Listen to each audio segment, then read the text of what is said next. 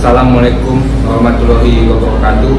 Salam sejahtera, Shalom, Om Swastiastu, Nama Budaya, Salam Kebajikan, Rahayu, Salam Presisi.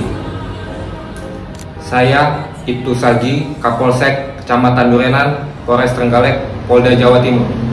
Hari ini kami bersama warga dan petani berada di lahan pertanian jagung Desa Pakis, Kecamatan Durenan, Kabupaten Trenggalek.